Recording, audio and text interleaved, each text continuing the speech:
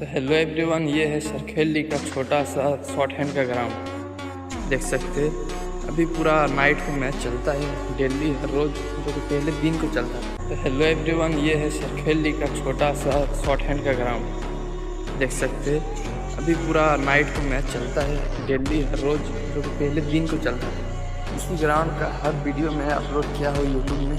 और यहाँ पे नाइट मैच होता है। आप लोग अगर कमेंट में कीजिएगा नाइट मैच का तो मैं लाइव भी चला दूँगा, ठीक है ना। तो आप लोग कमेंट कीजिएगा। ग्राउंड आप लोग देख सकते हैं काफ़ी क्लीन है एकदम।